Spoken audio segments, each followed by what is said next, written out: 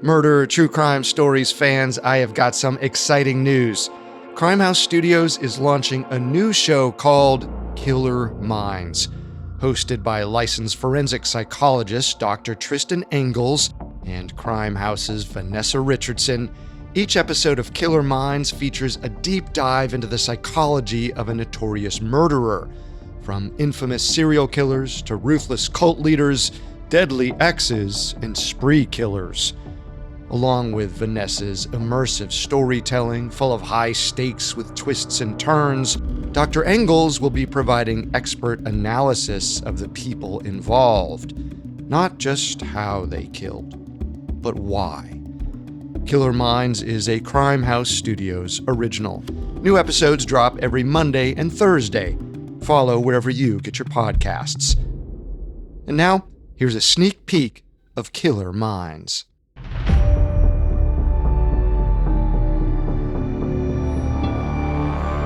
This is Crimehouse.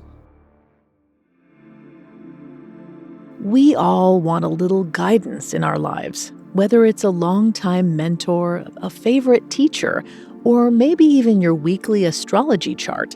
It's nice to have someone or something to rely on for advice when things get tough.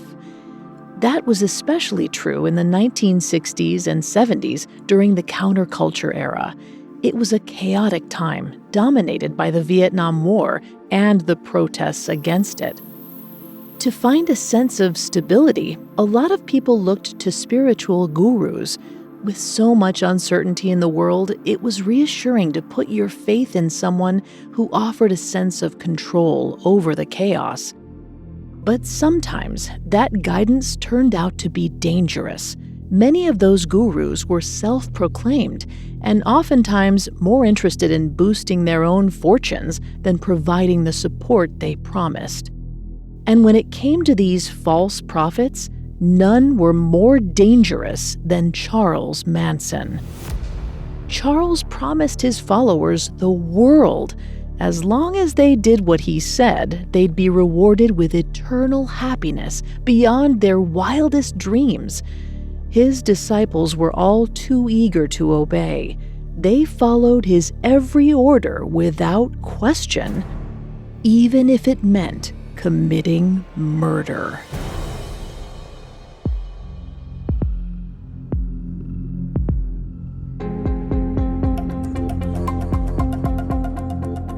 The human mind is fascinating. It controls how we think, how we feel, how we love, and how we hate. And sometimes the mind drives us to do something truly unspeakable. This is Killer Minds, formerly known as Mind of a Serial Killer, a Crimehouse original.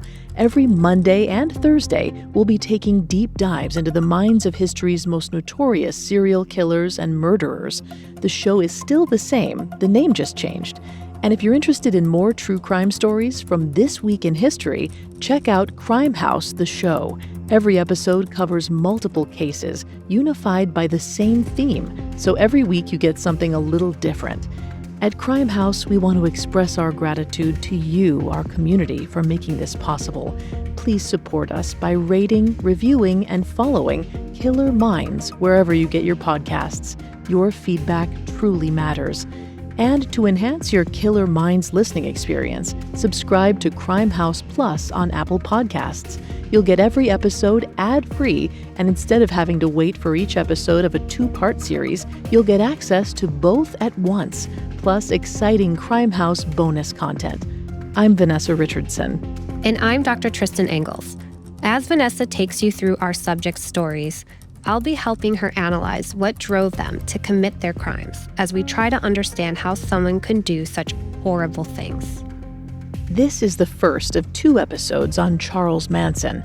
Some call him a cult leader, some call him a serial killer. Some wonder if he can even be considered a killer at all. Because even though he went to prison for murder, Charles didn't deliver the fatal blow to any of his victims. His followers were his weapon of choice. In today's episode, we'll dig into Charles' early life and the circumstances that led him to form the notorious Manson family cult. Next time, we'll follow Charles' desperate search for purpose, his descent into madness, and the tragic murders that still haunt society today. And as always, we'll be asking the question, what makes a killer?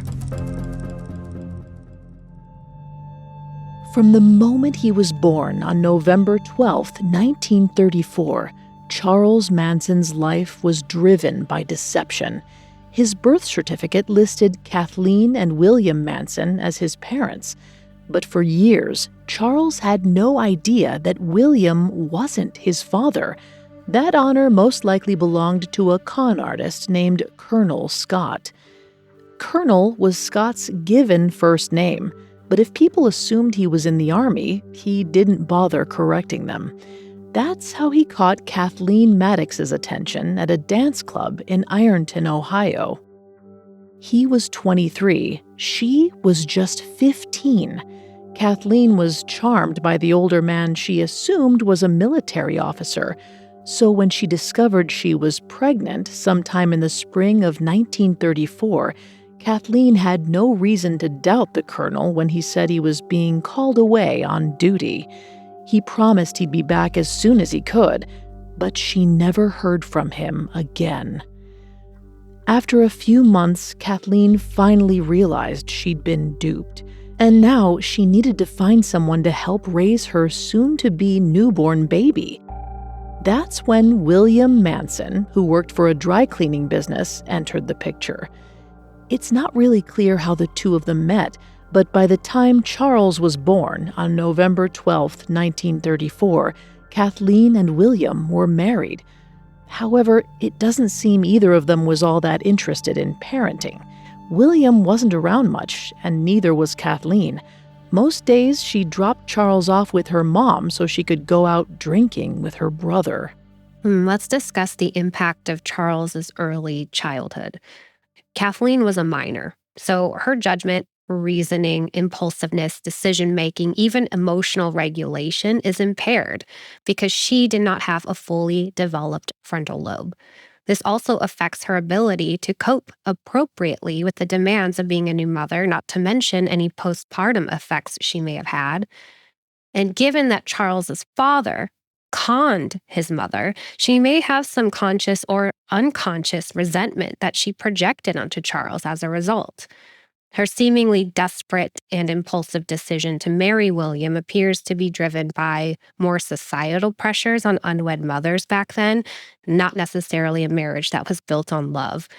And Charles later learning that William is not his biological father will more likely than not affect his sense of self-worth, his identity, and his trust. Kathleen abandoning Charles to go drinking indicates she may have an alcohol use disorder, and I also wonder if she drank while she was pregnant. That could have caused a prenatal injury, and if so, would warrant further exploration to understand Charles's development. Then there's the layer of Kathleen and William's disinterest in being parents. The effects of emotionally absent parents on children is well documented. Those children tend to have more difficulty with trust, with self-esteem, and forming healthy relationships. And when you compound that with the abandonment and that William wasn't his biological father, that is pretty profound. Nurturance is critical for a child's development. And if their immediate caregivers aren't providing that or reinforcing a healthy development, that child is at risk of exhibiting poor emotional regulation later on. They have an increase in academic struggles, behavioral deficits, and developmental delays. So even if Charles' grandmother was a nurturing guardian, what kind of impact does it have on a child when they can tell their parents aren't that interested in raising them? It's a really good question. Well, statistically, if a child has emotionally absent parents, but they have at least one constant loving and nurturing presence, like a grandmother, for example, they are more likely to be resilient and overcome those statistical odds that I'd mentioned. And that's why there's so many adult children of emotionally absent parents who are high functioning. They are breaking generational cycles, and they have learned to have healthy attachments as adults. Of course, this all depends on a number of factors, such as when that nurturing presence entered their life, how long they remained in their life, how available they were to them, as well as other things. But the fact remains that children will recognize that their parents are emotionally absent at some point, and there is a likelihood that there will be some resentment or anger. With all this going on, it didn't take Kathleen and William long to realize they weren't right for each other. Within 2.5 years, they were divorced. After that, Kathleen turned to petty crime to get by. And on August 1st, 1939, when Charles was almost 5, she was arrested after an unsuccessful robbery. Kathleen spent the next few years behind bars, while young Charles was given to his aunt, uncle, and cousin who lived near the West Virginia prison where she was incarcerated. And this is what I meant about those other variables that affect resiliency. If his grandmother was a constant source of nurturance and affection, then taking him away from her and passing him around through different relatives like that really does reduce his ability to gain that resiliency. Mm-hmm. And it was a strict household on top of that, and Charles was frequently punished for breaking the rules. And he didn't have it much easier at school. He was small for his age and prone to mischief. That meant he drew the attention of bullies and received discipline from his teachers. It was a lot for a young boy to handle on his own. So when Kathleen was released from prison in 1942, 8-year-old Charles was over the moon. But after a short period of good behavior from both of them, things went south. Kathleen had a hard time staying on the straight and narrow, and Charles took his cues from her. He stopped going to school and started stealing from local shops. By the time Kathleen finally decided to get her life on track in 1943, she couldn't control her son anymore. In 1947, when Charles was 12, she sent him to a reform school in Terre Haute, Indiana, called the Gibeau School for Boys. Predictably, things didn't go well. Within 10 months, Charles had run away multiple times. He alternated between going back to his family and living on his own, stealing to get by. When he inevitably got caught, he was sent to even stricter institutions. In 1949, at 13 years old, Charles found himself at a place called the Indiana Boys' School. And that's when his life became a living hell. It wasn't like things had been easy until this point, but at the Indiana Boys' School, things took a tragically dark turn. According to Charles, he was sexually assaulted by some of his fellow students. And to make a horrifying situation even worse, it was apparently encouraged by a staff member. Oh, wow. There's a lot to unpack here. So until this point, Charles has had no real stability or security in his life, starting from a very young age. Not to mention the many broken attachments he's had until this point. His mother was seemingly grooming him into a career criminal and then once again abandoned him, this time to a reform school, because she could no longer control what she herself had actually helped to create. Now, at this boys' school, he continues to lack any control over his life, and once again, the adults that should be protecting him aren't, and instead are encouraging crimes against him. And this, I believe, greatly impacted his ability to empathize with others, or rather his lack of ability to do that, and why he only forms attachments to others if he has something to gain from them. And those attachments will remain superficial. He is learning more versatile ways to be a criminal, and more importantly, this really shapes who he is to become. His lack of control is going to be overcompensated by a need to always be in control of everyone and everything around him, which we will definitely be getting into in detail as you take us through his story. Now, it is important to note that Charles Manson was a notorious liar. And as author Jeff Gwynne pointed out in The Life and Times of Charles Manson, it's possible he was not being entirely truthful about the situation. But based on his later actions, it does seem like Charles experienced some kind of sexual abuse at the Indiana Boys' School. So it wasn't surprising that Charles constantly tried to run away, to the tune of 18 times over the course of 3 years. And in February 1951, when Charles was 16, he got away from the Indiana boys' school for good. He and a couple other kids stole a car and decided to take it for a multi-state joyride, which got him in trouble with the federal authorities. Instead of sending Charles back to Indiana, he was placed in the federal system. First at a facility called the National Training School in Washington, D.C., and then the Natural Bridge Honor Camp in Virginia. This time, he was the one attacking others. In January 1952, Charles was caught sexually assaulting another boy while holding a blade to his throat. And this is how I mentioned we're starting to see his overcompensation for years of feeling out of control of his life. He is ensuring he has all the power and control now. And control is what sexual assault is motivated by. After that, he was transferred to a high-security reform institution. With nowhere left to go, it seems like Charles realized he had to turn things around, or at least pretend he did. He became such a model student that he was released early in 1954. Let's talk about this alleged reformation and why it's not genuine. By now, Charles has met the criteria for conduct disorder, which is a precursor to antisocial personality disorder. Since he's not yet 18, he cannot be given a diagnosis of antisocial personality disorder, but he is showing signs already of juvenile psychopathy. Criminality runs in the family. His biological father was arguably very cunning, charming, and manipulative, and was actually using stolen valor to con Charles's mother, Kathleen. Kathleen also has a criminal history, one that took her from her son's life for a number of years. And a family history of criminality is important for us to look at because it shows there could be a genetic component for mental illness or psychopathy, but also it gives insight into learned behaviors. People who are abusive and manipulative are taught those behaviors, and Charles clearly had that influence and exposure with his mother and the institutions that he had been housed in. Charles learned how to mirror others and what they want in order to get results, making it more likely than not that his reformation is not genuine. Now, that's not to say that there isn't a possibility for juveniles to be successfully reformed, because that can certainly be the case.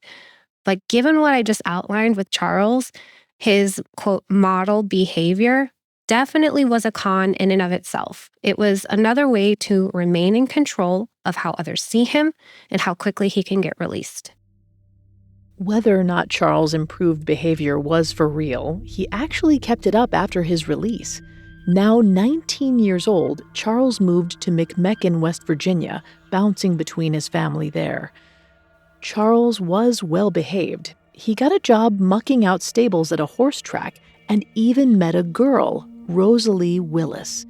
They quickly started going steady, and on January 13, 1955, they got married. Charles and Rosalie settled into a comfortable life together. He made a few friends and even learned guitar. It wasn't long before Rosalie was expecting their first child. But adding to their family was expensive, and Charles was struggling to make ends meet, so he turned to what he did best: stealing. He mostly stole cars and sold them in other states. But the extra money wasn't enough to give Charles the life he wanted. By the summer of 1955, he'd had enough of West Virginia. He wanted to go west to California. His mother, Kathleen, had moved there, and Charles figured he and Rosalie could stay with her. So he stole another car, and they headed to Los Angeles to move in with Kathleen. Charles kept driving the vehicle around for months after their arrival. But in September 1955, a cop ran his plate and realized it was stolen. Charles was terrified of being locked up. The second he got the chance, he and Rosalie skipped town. They ended up in Indianapolis, where Rosalie gave birth to Charles Manson Jr. on April 10, 1956. But the new parents didn't have much time to enjoy their new baby. Just 4 days later, the cops caught up to them, and Charles was dragged back to California. And this time, there was no escaping.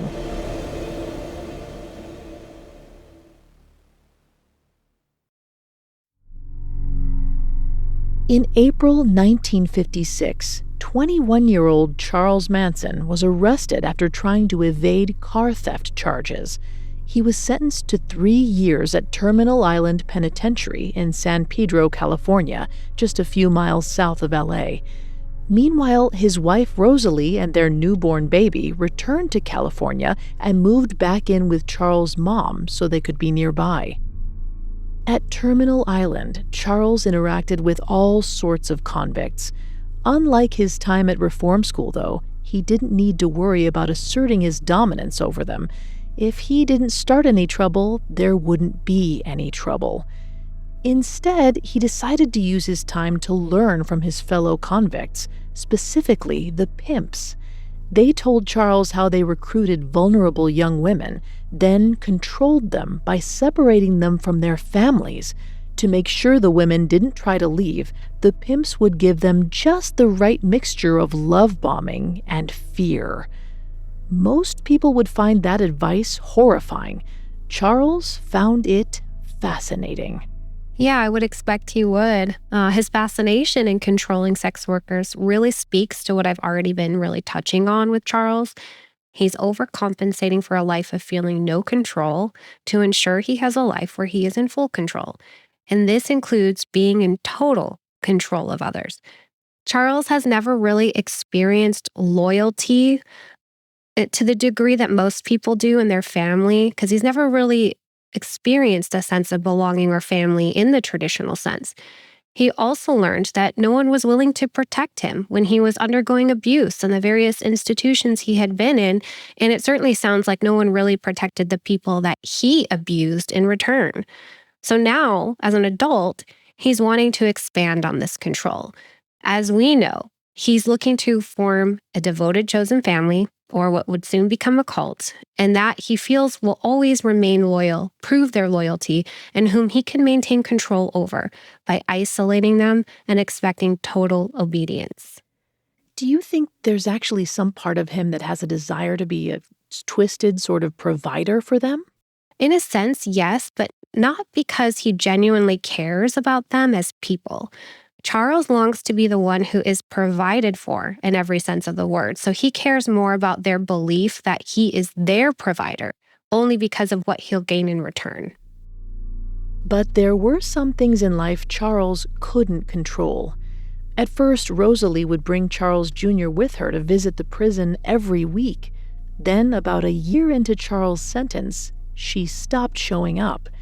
Rosalie had met someone else and was moving on. In June 1957, she and Charles were officially divorced. After that, Rosalie and the baby were completely out of his life. And we've talked about just a moment ago about how he's really never had a sense of belonging or loyalty or family. This felt like another abandonment to him because this was probably the first time he might have actually felt some semblance of that. And now it's gone. Yeah, they had given Charles a sense of purpose. But now that they were gone, he needed to find a new direction in his life. It came in the form of a self-help guru named Dale Carnegie, the author of How to Win Friends and Influence People. Carnegie offered self-improvement classes at Terminal Island, and Charles was allowed to join one. He took to it like a fish to water. Carnegie's book contained advice that would become especially important to Charles. He specifically latched onto the phrase, quote, "Let the other fellow feel that the idea is his," end quote. The course seemed to spark new life in Charles. Like his final stint in reform school, he became a model inmate, and on September 30th, 1958, he was released early for good behavior. Once again, he had the opportunity to take his life in any direction, but he couldn't seem to hold down a job. He was too focused on trying to become a pimp. It didn't go well. After his release, he stayed in LA and managed to recruit a couple young women, but he didn't follow his prison mentor's advice because he let them stay in touch with their families. Almost immediately, one of the women's fathers complained about Charles to the police. Charles managed to talk his way out of it, and it wasn't long before he found himself in more hot water. On May 1st, 1959, 24-year-old Charles got caught after he stole a U.S. Treasury check from a mailbox and tried to cash it. He was only able to avoid jail time because one of his few remaining sex workers pretended to be pregnant with his child, and they convinced Charles' parole officer to intervene. Instead, he got a 10-year suspended sentence that let him remain a free man. But in what had now become a predictable pattern, Charles didn't use the opportunity to better his life. Instead, he dug in further, continuing to work as a pimp and stealing cars. However, Charles wasn't exactly a criminal mastermind. It didn't take long for the authorities to catch on to him, and he was arrested barely a year after being released from Terminal Island. His suspended sentence was revoked, and he was sent to a prison off the coast of Washington state to serve out the rest of his time. 13 months after his release from Terminal Island, 25-year-old Charles was arrested again. Let's discuss why Charles does not seem to learn from past mistakes. And there's a number of possibilities for this.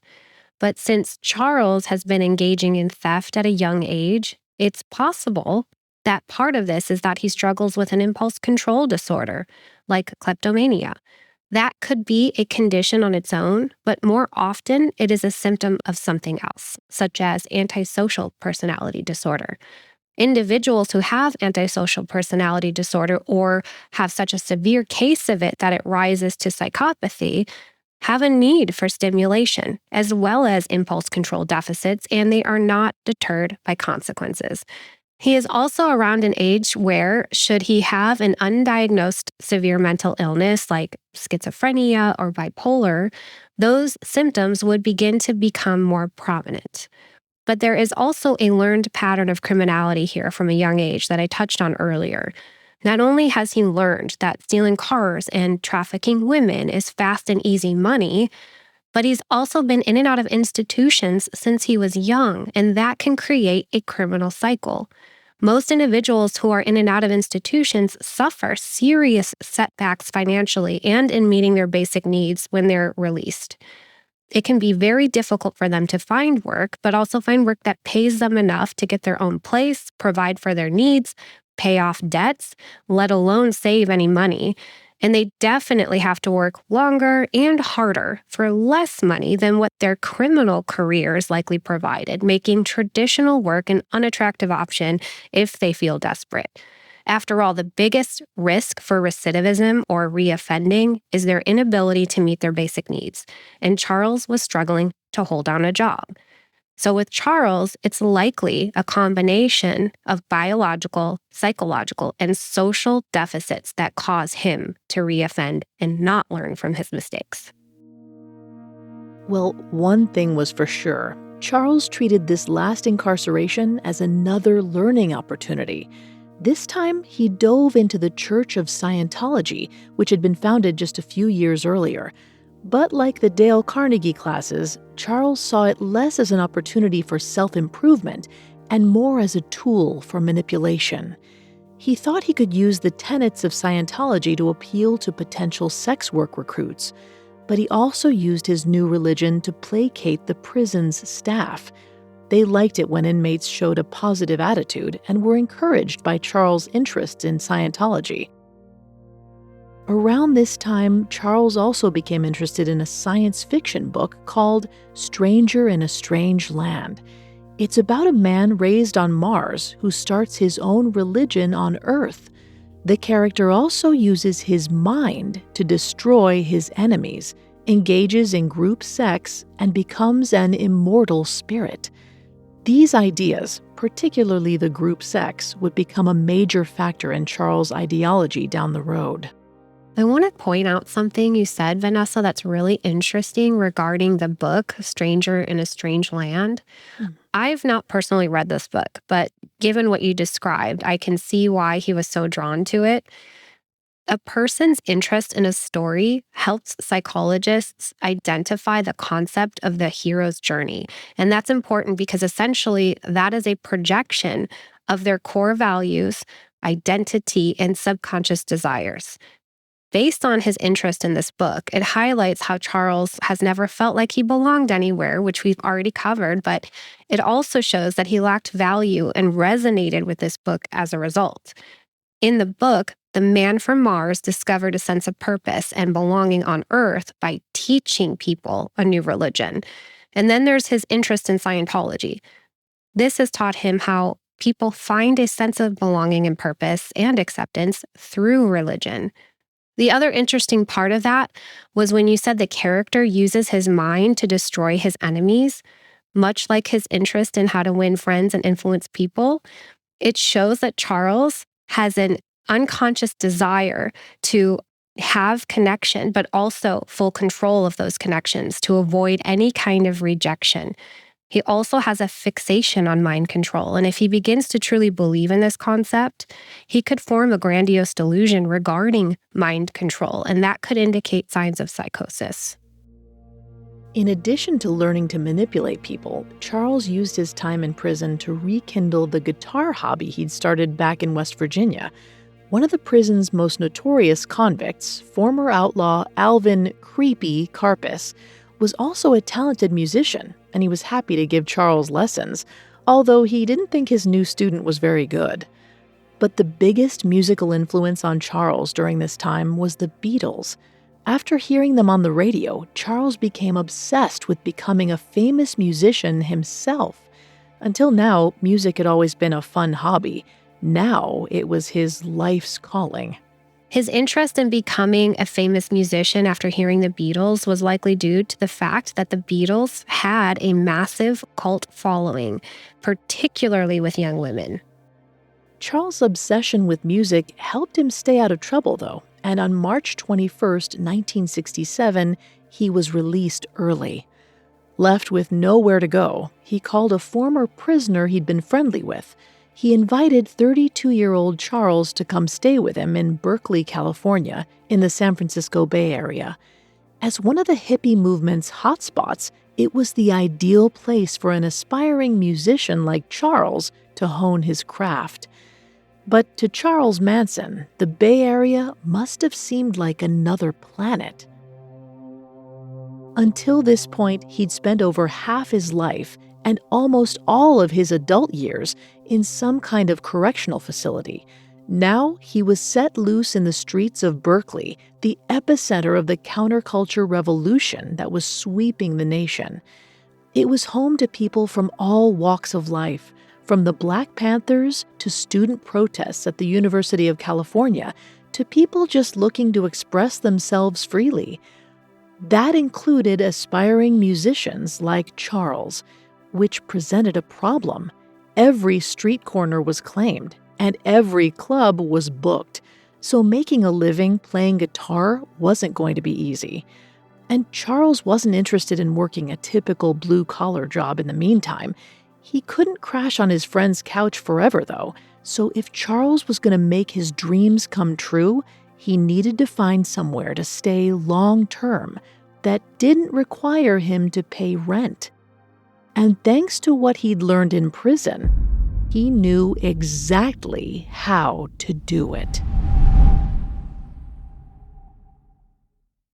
How far would you go in your pursuit of the American dream? Would you put in the work? 911, what's your emergency? Would you take a big risk?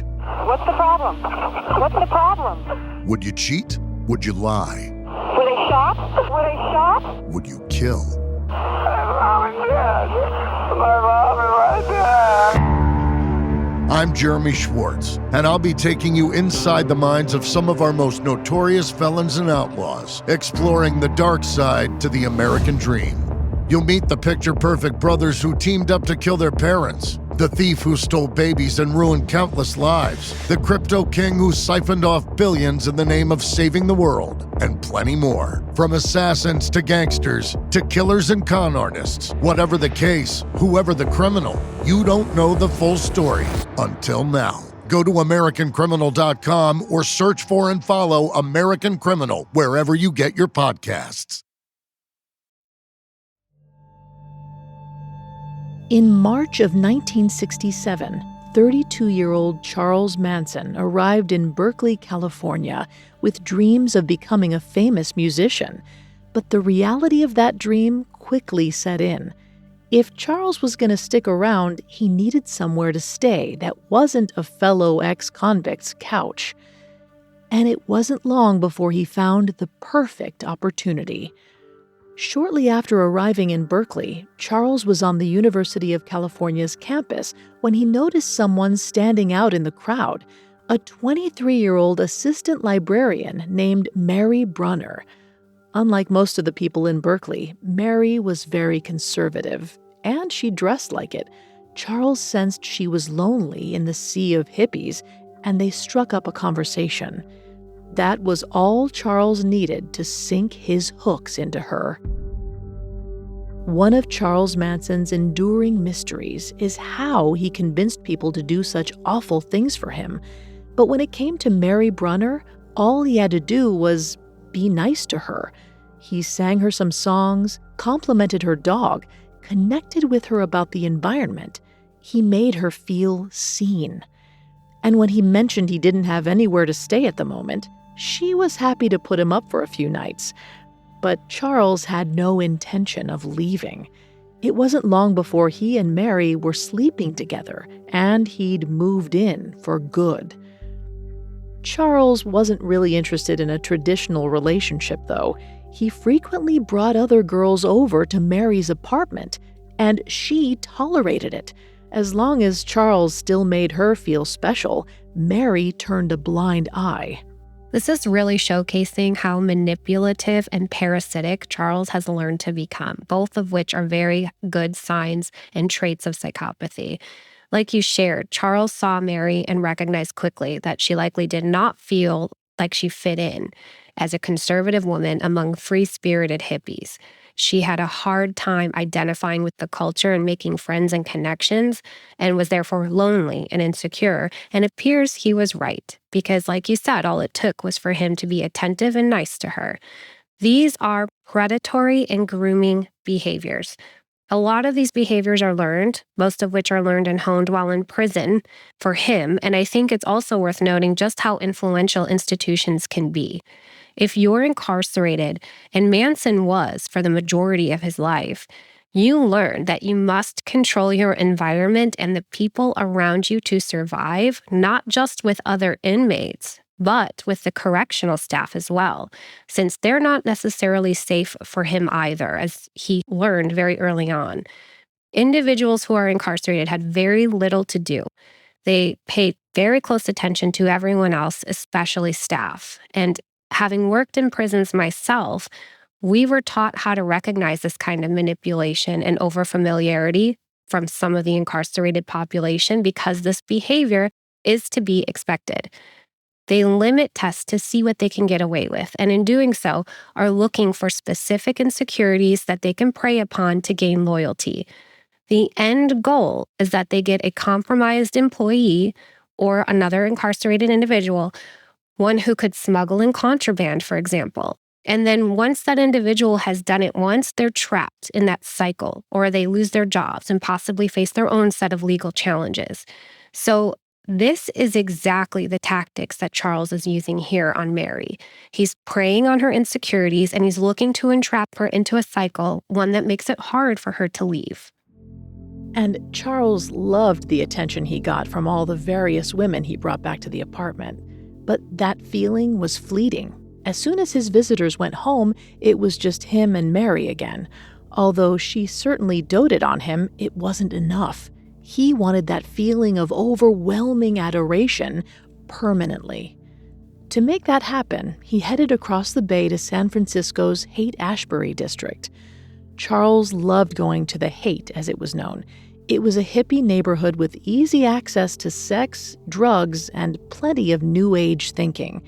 While the district had its fair share of opportunities for street musicians like him, that's not what brought Charles there.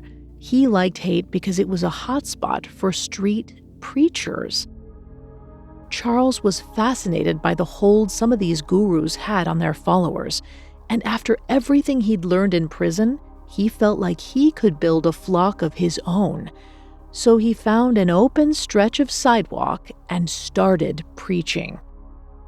A lot of it was the same hippie philosophy all the others were spouting: self-love, limitless possibility, new age spirituality, that sort of thing. But Charles delivered it better than anyone else. It wasn't long before his sermons attracted a devoted audience. Along with the attention he was getting, Charles enjoyed the easy access to drugs in the Haight, particularly LSD. As his mind became increasingly divorced from reality, he started to equate himself with none other than Jesus Christ. He thought that if he could get a few devoted followers, they could recruit more exponentially, just like the apostles did for Jesus. So why was Charles so obsessed with creating a group of devoted followers? I think we've really touched on that. His seeking belonging, he's seeking acceptance, purpose, security, and he definitely has a low sense of self-worth that he's trying to overcompensate for. But at the same time, because these are such critical unmet needs that he's had since childhood, he's very successful in identifying and exploiting the same needs out of vulnerable women through manipulation, through isolation, and drug addiction. The more he can keep them under the influence, the more he can distort their reality and perceptions and keep them dependent on him to supply not just the addiction, but their own sense of belonging. He wants to control their minds, and using religion makes it easier to make his following feel a part of something important, and that's why he's drawn to becoming a guru.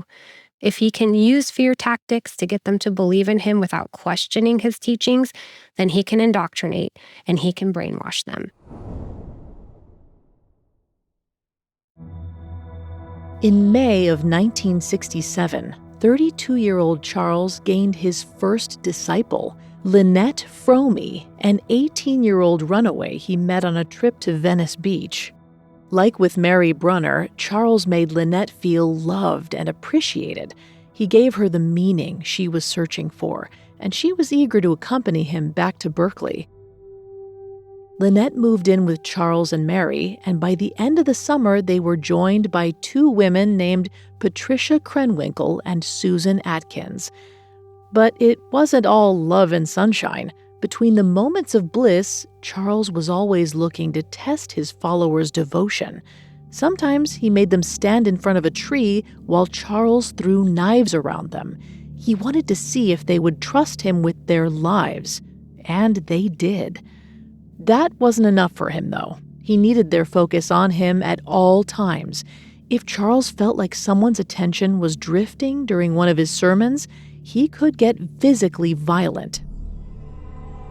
By the end of the summer, Charles may have decided he needed more discipline in the group.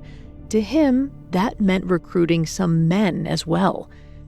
Sometime in the fall of 1967, he won over a guy named Bruce Davis. Bruce looked up to Charles just like the others did, and was desperate to become his right-hand man. Charles was happy to have a follower who was that devoted to him, and for the moment, the group he called the Manson family felt complete. Let's discuss why he would want men to join the family, because that's a deviation so far, right? Yeah. Charles, like we've talked about, he wants full devotion from his followers, and he's starting to notice that he was losing their interest. And if he did, he would become violent towards them. And if we recall that violence and abuse is a learned behavior, and in prison, Charles learned from other pimps how they were able to recruit and maintain obedience from women. And it's no secret that even if women volunteer to do sex work, if they have a pimp, there is inevitably almost always some form of force or coercion. Charles is using violence and psychologically coercive techniques to do the same. So when he starts to notice that women are getting bored or their attention is drifting and his presence was not enough to maintain the discipline, having more men certainly would. Not only could he use them to keep the women obedient, but if they were ever to get curious about the affections of a man other than Charles, and there are men in his family, they are more likely to explore that within the family than leave the family altogether. And that fear is far greater to Charles than anything else. Well, now that Charles had his dedicated group of acolytes, he decided it was time to move on from the Bay Area. Although being a spiritual guru was nice, he still held on to his dreams of becoming a professional musician. To do that, he had to be where the action was, Los Angeles. So in November 1967, he gathered the family and they drove down to LA in an old school bus. It turned out his old prison mentor who'd taught Charles guitar was well connected in the music scene. He told Charles to seek out an executive at Universal Music named Gary Stromberg. Stromberg actually agreed to see him and liked Charles' music enough to set up a studio session. But once he got into the booth, Charles was out of his depth. Stromberg suggested he work on his music some more and they could try again another time. That meant the Manson family needed somewhere to stay. They crashed at a few places in Topanga Canyon, LA's hippie hotspot. A lot of musicians lived there, and Charles spent a lot of time trying to connect with them. But they didn't think he was all that talented, and they brushed him off. Charles didn't take it well. He took out his frustrations on his followers, sometimes through physical abuse. But his hold over them remained powerful, and they refused to abandon him while he pursued his dreams. It's hard to imagine from the outside looking in that anyone would want to remain loyal to Charles when he is violent and he would take out frustrations on them. Yeah. So why do they continue to stick with him? Aside from how we've already established that he's a master at manipulation, we also need to think about the abuse cycles that occur, especially within intimate partner violence. The abuser vacillates between using affection and being loving with being abusive. The abuser isolates their partner and makes them dependent on them for their physical and emotional needs, making it harder for the victim to leave. This is no different, only it's in a group, which is arguably even more manipulative because of a hive mentality or group polarization and groupthink. It's hard to deconstruct the manipulation of one person, especially when they are surrounded by an entire group who are lacking insight into the manipulation themselves. So imagine you start to question things. A group of devotees will quickly share that information, and the pressure to concede or face total alienation or even retaliation is high. And that's terrifying, especially for vulnerable people who have no family or nowhere to go and nowhere else that they feel they belong. Even though Charles had plenty of loyal followers at this point, he decided he wanted to grow the family even more. He used the new environment to recruit more people, including 18-year-old Paul Watkins, the family's second male recruit. Ruth Ann Morehouse, a girl who Charles had been trying to get to join them for a while, and Dee Dee Lansbury, actress Angela Lansbury's teenage daughter. By early 1968, there were almost 20 people in the Manson family. Money wasn't a huge concern for them. They had plenty of places to stay, and there were so many of them, they could scrounge up enough from panhandling to get by. With this many people at his disposal, Charles was more interested in using his followers to help him make connections. He liked to send the girls into the city to make friends with anyone who could introduce him to the right people. And sometime in the spring of 1968, it paid off when a couple of them befriended Dennis Wilson, the drummer of the Beach Boys. They introduced him to Charles, who wormed his way into Dennis's good graces. Within a few days, the entire Manson family was getting comfortable at Dennis's large estate on Sunset Boulevard. Dennis loved Charles. He wasn't interested in joining the family, but he was more than happy to introduce Charles to a few friends in the music business. One of them was a young producer named Terry Melcher. Terry was a verified hitmaker. Signing with him was almost a guaranteed success. But even though Charles came highly recommended to Terry, he didn't just sign people as a favor, and Terry wasn't interested in Charles' music. Dennis Wilson wasn't much of a resource anymore either. After a few months, he'd started to tire of the family's constant presence. What began as a fun novelty had become an exhausting chore. Charles was extremely demanding and too much to deal with. When Dennis's lease ended later that summer, he moved into a smaller place that couldn't accommodate the Manson family. Charles and his followers were back on their own, and his dreams of becoming a musician seemed farther away than ever. This isn't the first time that Charles has faced rejection in the music industry, and it hasn't derailed him so far. But Dennis rejecting him, I imagine, did not go over well, especially if that rejection was witnessed by his family. Part of why he's so successful in maintaining their loyalty and devotion is he continues to maintain an image that doesn't appear questioned by anyone. Now you have an influential musician who seemingly has a fresh perspective of Charles and his family and how demanding he can be. And if he was going to be reactive to his rejection, it was likely because of the fear that Dennis's feelings about him might influence his family and fracture everything he's built. In addition to the grandiose dreams of becoming a big musician. Dr. Engels, do people like Charles tend to make excuses in situations like this? Are they capable of introspection and really understanding why someone's upset with them? I don't think someone like Charles is capable of introspection or accountability. In fact, I don't think he's aware that anything he is doing is wrong. In situations like this, I would expect Charles to get angered and project that anger onto the rejecter.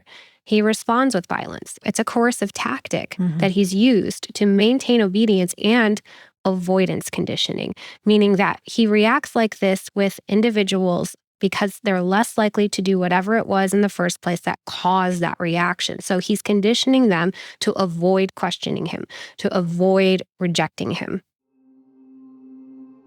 However Charles felt about getting kicked out of Dennis's place, he was certainly adaptable. He moved the family into Spawn Ranch, an old Western movie set outside of LA that had fallen into disrepair.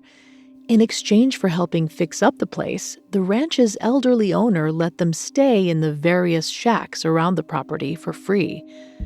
Away from the hustle and bustle of the city, Charles was able to reassert control over the family.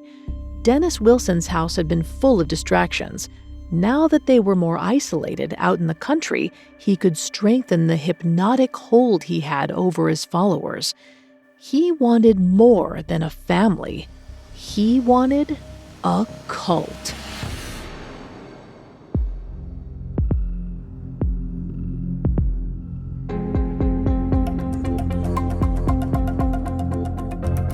Thanks so much for listening. Come back next time for the conclusion of our series on Charles Manson and the terrifying murders he called Helter Skelter.